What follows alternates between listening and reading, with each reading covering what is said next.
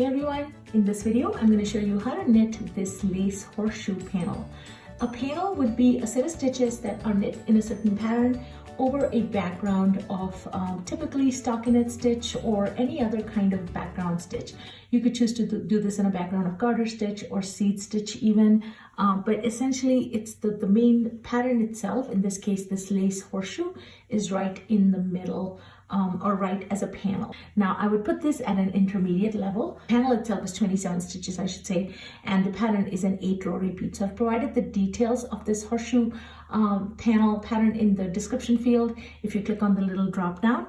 And for the purposes of the demonstration, I'm not going to do a whole big background like I've done here. Here I've done 10 stitches on either side, and then I have my 27 stitches for the panel. But for the demonstration, I'm just going to do a shorter background here. So let me show you how it's done.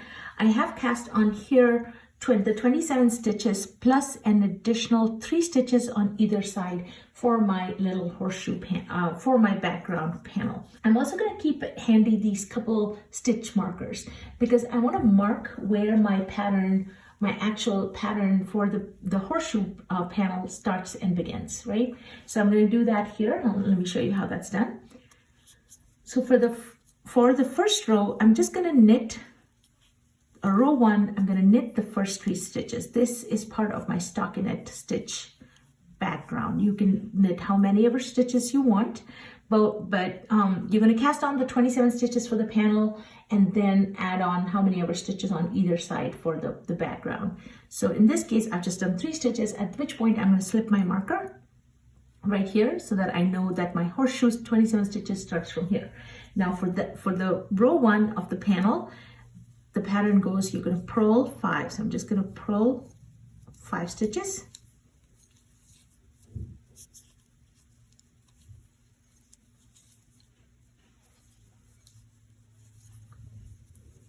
And then knit 5. So take the yarn to the back and knit the 5 stitches.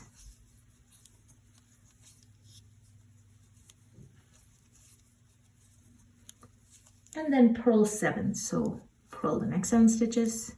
So the first row is really simple.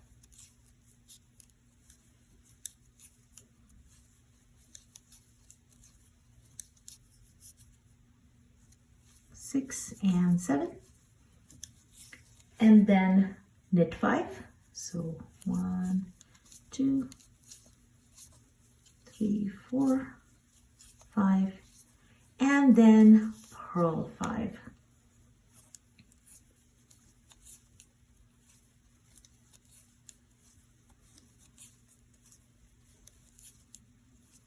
So that's the end of the 27 stitches for the horseshoe panel.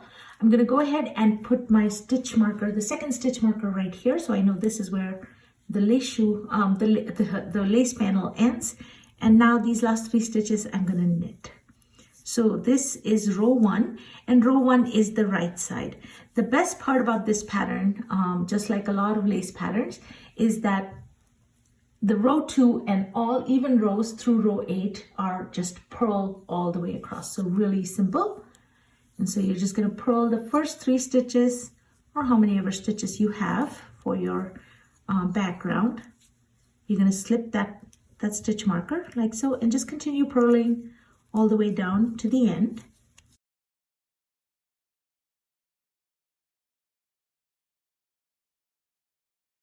And when you get to the last 3 stitches or your marker, you're going to slip the marker and continue purling those remaining stitches of the background. And that's the end of row 2. Now row 3, first 3 stitches are always going to be knit since that's our background. So knit those 3, slip, and then starts the pattern for those 27 stitches. So here we go. For row 3, you're going to purl the first 3 stitches, so just a regular purl. Then you're going to purl 2 together. So insert your right needle into the front loops of the next 2 stitches, purl them together, and then drop both stitches off the left needle, right? Then knit 2, so just regular knit the next 2 stitches, then a yarn over. So bring the yarn to the front, then knit 1. So this is why with the yarn over, we're creating a stitch. Then yarn over again and knit 2. Then purl 2. Just regular purl the next 2 stitches.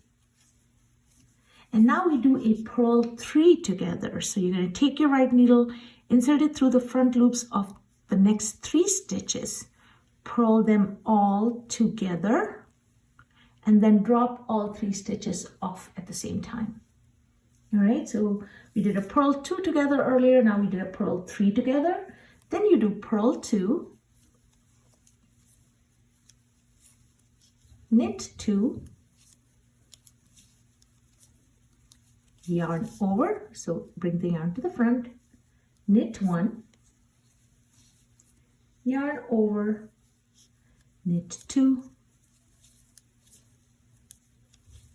purl 2 together, so insert it into the front 2 loops, purl together, drop both stitches, and then purl 3.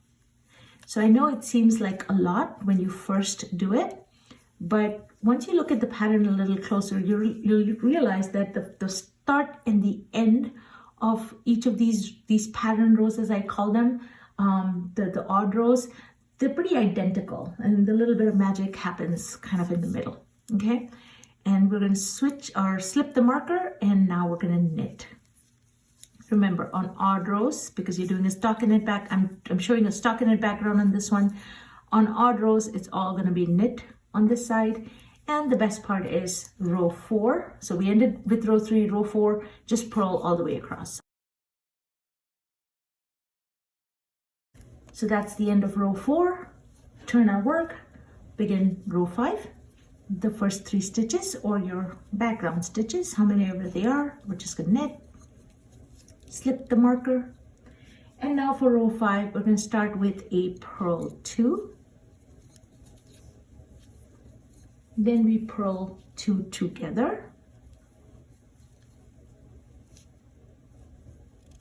Then we knit 2, yarn over, so bring the yarn to the front, knit 3,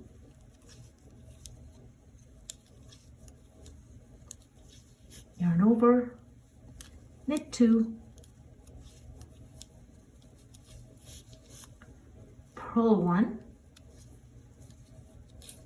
and now we do our purl 3 together. So again, take your right needle, insert it through the front loops of all 3 stitches and purl them together, drop all 3 stitches. Now if you're somebody who knits really tight, for this type of lace pattern, you might want to knit a little bit on the looser side to allow that purl 3 together to happen a little bit more smoothly. All right, purl 3 together, then purl 1,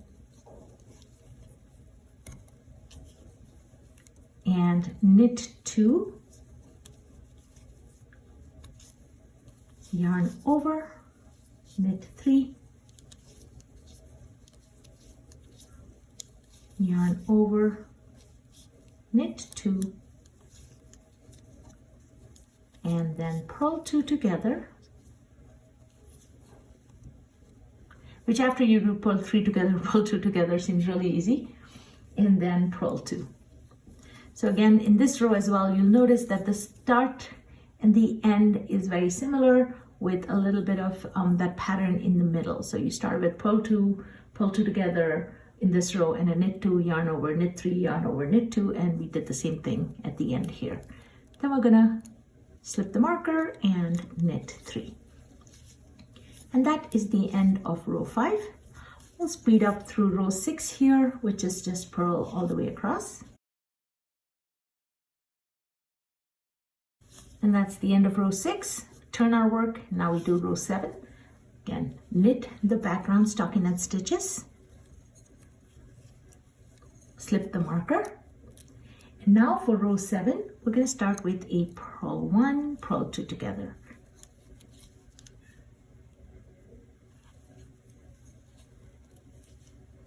Then knit 2,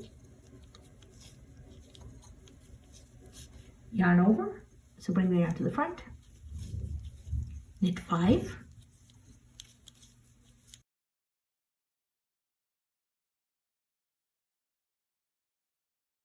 then yarn over, knit 2,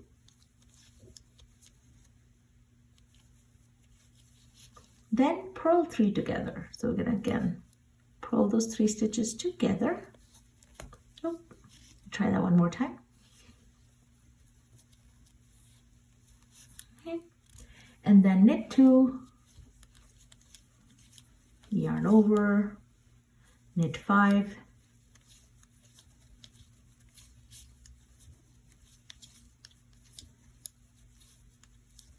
yarn over, knit 2, and then pull 2 together and purl 1. Slip the marker and knit 3. And that's the end of row 7. I'm not going to show you row 8 because row 8, you're going to turn your work, you're just going to purl all the way across. And those are the 8 rows that you will keep repeating. So once you've done row 8, you'll start up again with row 1, row 2, row 3, row 4, row 5, row 6, all the way up to row 8, and you'll keep repeating it. And with each repeat, this is what you're creating, this little bit right here, right? With each repeat, you're getting one of these little horseshoe formations. And this work, if you just knit it on a stockinette stitch background, I didn't do anything towards the edging here, so the stockinette stitch does curl. And because it is a lace stitch, it will require blocking, so you'll need to, after you've finished your piece, you'll need to pin it to a, just do a standard blocking technique, which if you're not familiar with it, with that, what you do is you'd stretch out your work and pin it to a piece of cloth or a bed sheet or something like that, or your ironing board even, and then you can hold in an iron over on top of it. Do not touch the iron to the fabric, it will burn.